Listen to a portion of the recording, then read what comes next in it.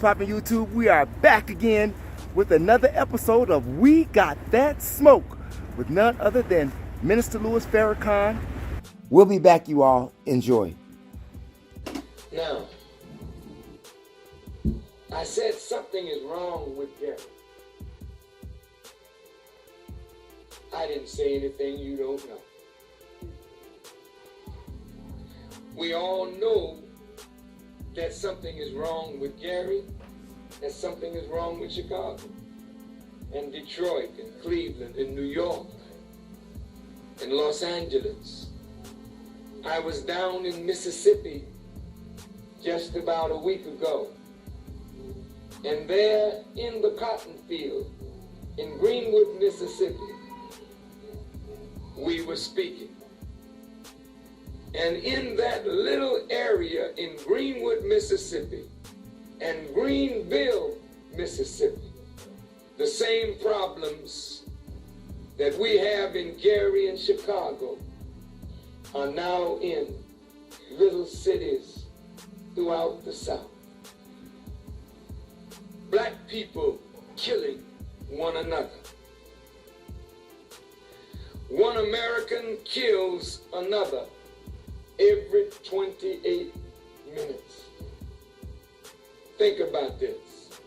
One American kills another every 28 minutes. In the last 20 years, homicide in America has doubled and has become a major cause of death in the United States.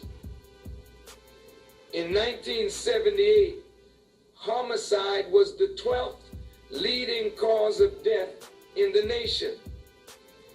It was the 4th leading cause of potential years of life lost to persons between the ages of 1 and 64, ranking after unintentional injuries, cancer, and heart disease.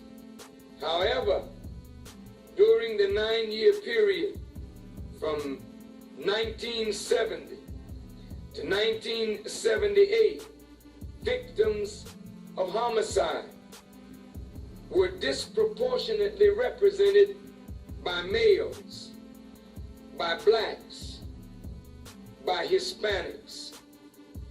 78% of all homicides were men. And now, in 1980, which is 10 years ago, homicide rates for black males in the United States were higher in every category than for any other race or sexual group.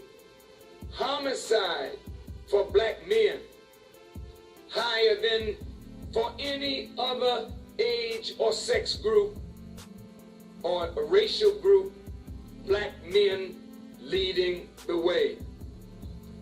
Recent studies indicate that in America today, one Caucasian female has one chance in 606 persons of becoming a murder victim. I'm going to say that again. A white female has one chance in 606 of becoming a murder victim. A white male has one chance in 186 of becoming a victim of murder. That means for every 186 whites, one person in that 186 may be murdered. But for the black female, 1 out of every 124 has a chance of being murdered.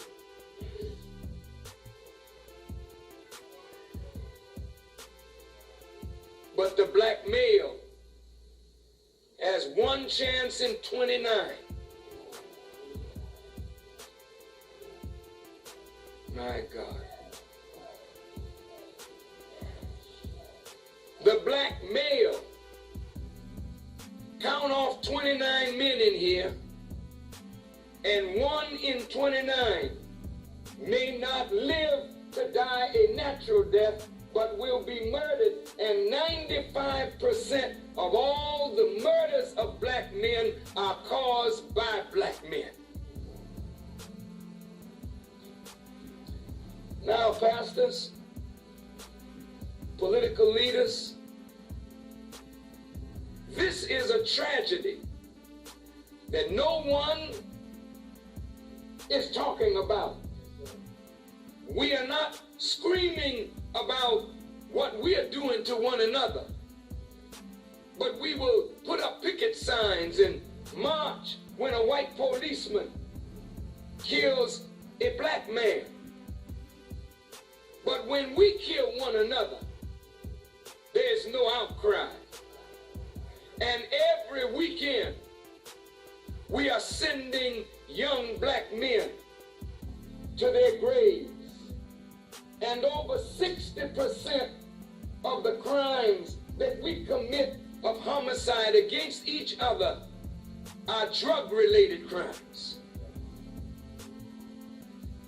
13% deal with family squabbles.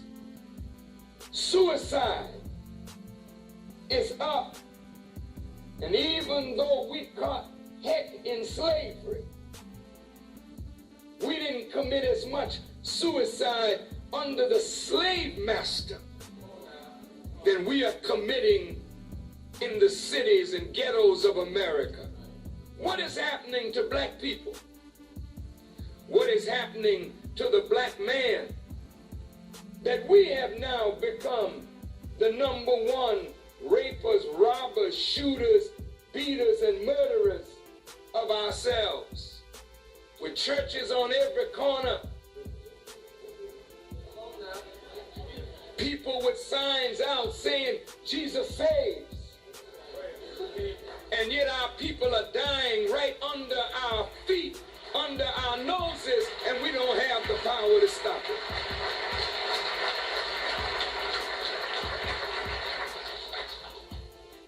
The condition of black people in America is a witness against the homes. It is a witness against the schools. It is a witness against the churches. It is a witness against the politicians. It says that we all have failed. Because if we have what we think we have of knowledge of the power of God in Scripture, why can't we make a better people? If you can tell a tree by the fruit it bears, we ought to be able to judge an educational system by what it produces. And if we are the product of the American educational system, and over 40 million Americans are considered functionally illiterate, 40 million, and many of those 40 million are us. Over 1 million young people drop out of high school every year, and 25% of those who graduate cannot read above the 8th grade level. Ill prepared to do anything in terms of development of self or community. As we look at Gary, a city that was allowed to die because racism was so poisonous and pervasive in Gary that when the black people who lived in Gary decided to vote in a black mayor, the businesses moved out of Gary. township took the money away from Gary.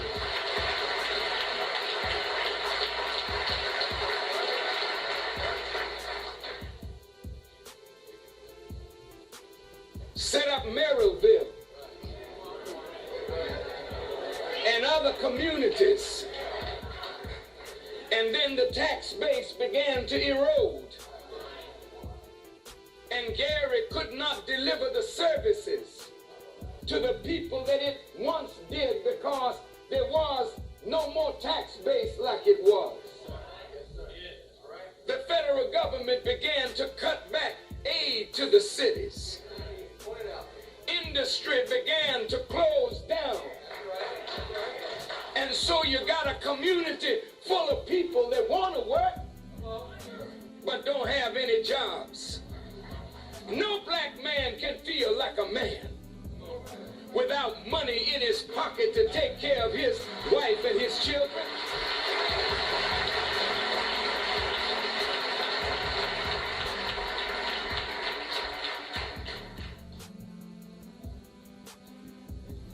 There were 45 murders in Gary throughout the year of 1989. And as of today, in the 7th month of 1990, there have already been 46 murders.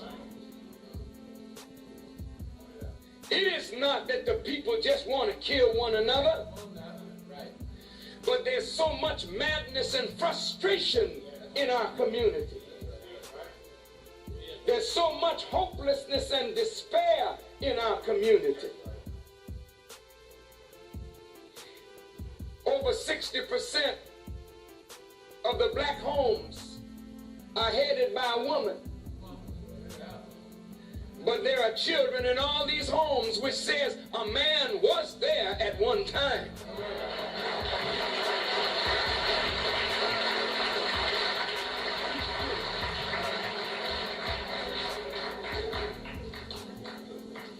And it has been proved that as jobs decrease, men leave their homes.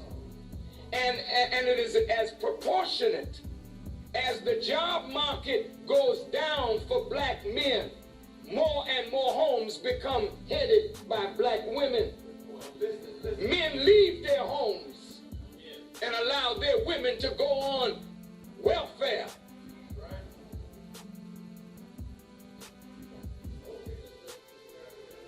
In all the major cities in America, not in Gary,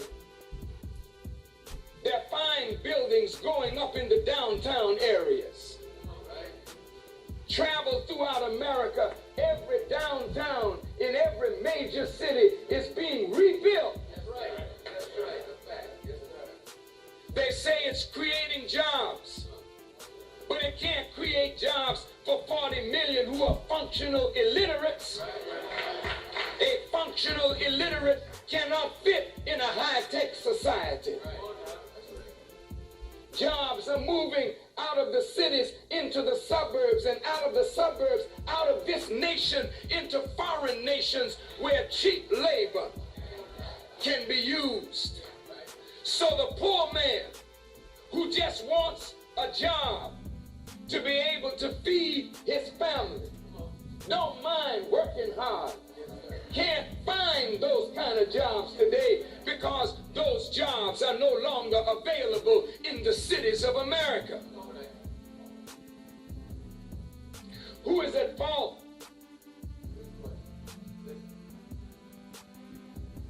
Can we fix some blame somewhere? Will it mean anything to say who is at fault? We got a problem. Whoever is at fault, we got the problem. And whoever is at fault, if we have the problem, then we have to develop the strategies and the solutions to solve our own problems.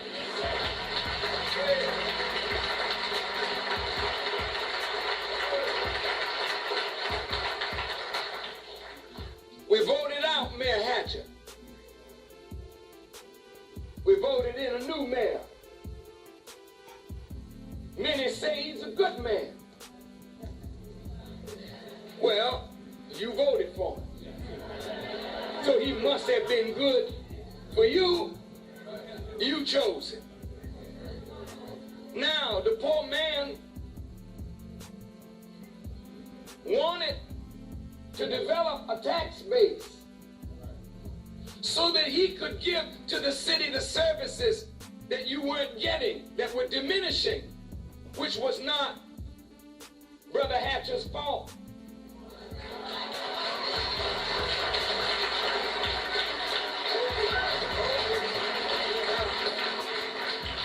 But people vote their stomachs rather than their hearts.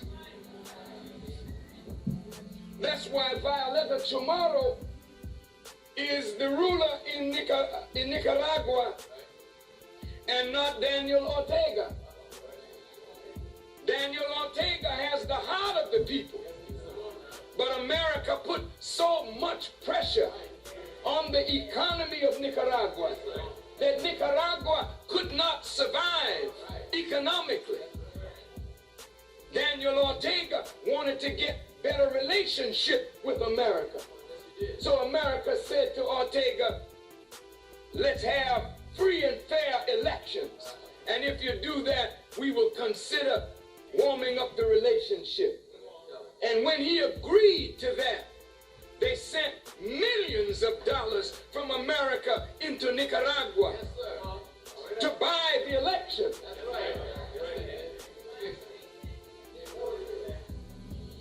They weakened the economy, but the people don't know where the real enemy is. They throw the stone, hide their hand, and then the person that's out front got to pay for what somebody else is doing.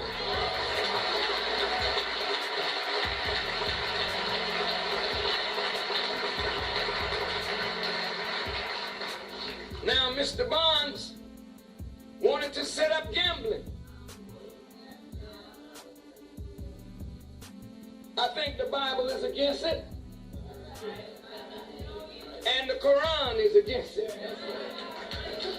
But when you don't have any means of giving service to the people, you'll follow any way that will make a way out of no way.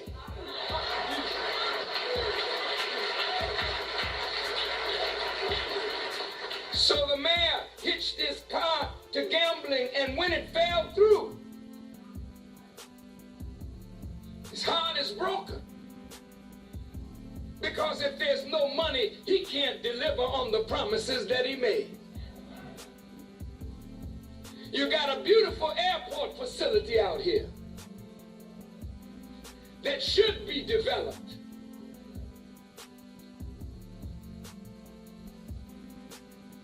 It will bring revenue into Gary. Steel mills closed down. Poor people that look to the steel mills for their economic salvation. Now, no steel mill in Gary. Steel mill closing down in East Chicago.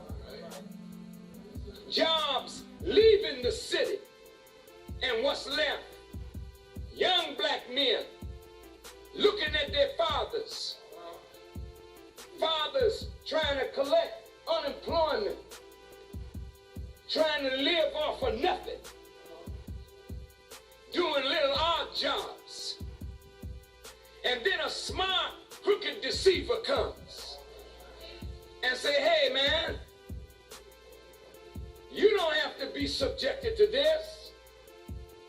Here, sell this. It'll ease your pain and the pain of your community. So you got more crack salesmen in the black community than Amway, IBM, Mary Kay, Fuller Brush, Avon. Not because our people want to sell drugs. Our people want money. Because in this world, nobody can make it without money. And if nobody's providing a means of employment for the people, then they will resort to crime. And don't tell the people, thou shalt not steal. When my stomach is hungry, don't read me that law when self-preservation is the first law of nature.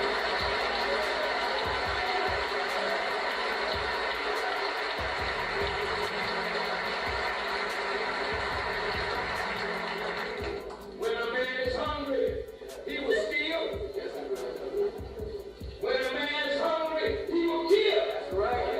Listen. I have seen and you have heard and seen when men have been in an airplane that crashed in a remote place. Some of them have watched each other, waiting for one to die so they could have something to eat.